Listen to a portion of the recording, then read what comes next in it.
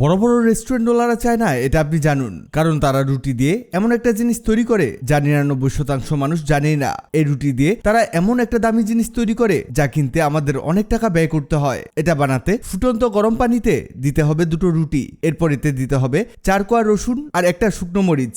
রুটিগুলোকে ভালোভাবে নেড়েচেড়ে নিতে হবে যাতে গরম পানিতে এগুলো ভালোভাবে সিদ্ধ হয়ে যায়। এরপর এতে দিতে হবে 1 চামচ পরিমাণ লবণ দিয়ে এটাকে আবারও ভালোভাবে নাড়তে হবে। এখানে রুটিগুলোকে খুব ভালোভাবে সিদ্ধ করে নেবেন যাতে এগুলো নরম হয়ে আসে। এই দেখুন এগুলো নরম হয়ে এসেছে। চামচ দিয়ে তুলতেই এগুলো ছিঁড়ে যেতে শুরু করেছে। আমাদের মূলত এগুলো হয়ে গেছে। এবার এটাকে নামিয়ে নিতে হবে। এখন এই সবকিছুকেই ব্লেন্ডারে ঢেলে দিতে হবে। এরপর এতে দিতে হবে 1 কাপ ময়দা, আরও দিতে হবে সামান্য পানি। এবার এই সবকিছুকেই ভালোভাবে ব্লেন্ড করতে হবে। খেয়াল রাখতে হবে সবকিছু যেন ভালোভাবে ব্লেন্ড হয়, কোনো কিছু যেন অবশিষ্ট না থাকে। এই দেখুন কত সুন্দর এগুলো ব্লেন্ড হয়েছে, আর এটাই আমাদের প্রয়োজন। এরপর একটি প্যানে দিতে হবে সয়াবিন তেল এখানে সামান্য দিতে হবে। এবার সেই ব্লেন্ড করে রাখা রুটির মিশ্রণটিকে এতে ঢেলে দিতে হবে। এই দেখুন কতটা হয়েছে। এটাকে চামচ দিয়ে ছড়িয়ে দিতে হবে, চারদিকে যেন সমানভাবে ছড়িয়ে যায় সেদিকে খেয়াল রাখবেন। এরপর এটাকে কিছুক্ষণের জন্য ঢেকে রাখতে হবে যাতে এটা ভালোভাবে ভাজা হয়। এটা ভাজতে ভাজতে আপনাদের জানিয়ে দেই, আগের ভিডিওতে কমেন্ট করেছেন ঢাকা থেকে সাইফুল ইসলাম, নারায়ণগঞ্জ থেকে তানজিলা, কুষ্টিয়া থেকে তুর্যজামান।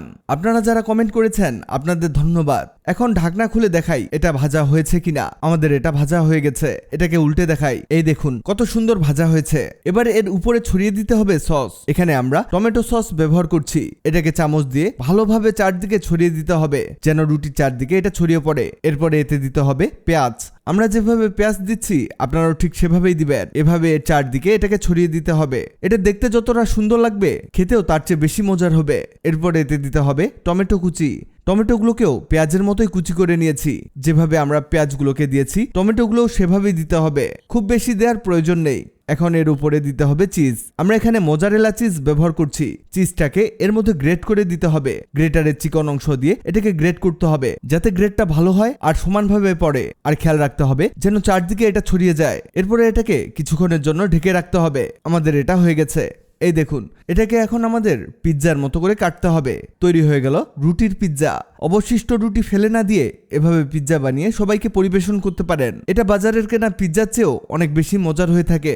ভিডিওটি আপনার কাজে আসবে, তাই দ্রুত খুঁজে পেতে টাইমলাইনে শেয়ার দিয়ে রাখুন। ভিডিওটি ভালো লাগলে লাভ রিঅ্যাক্ট দিন।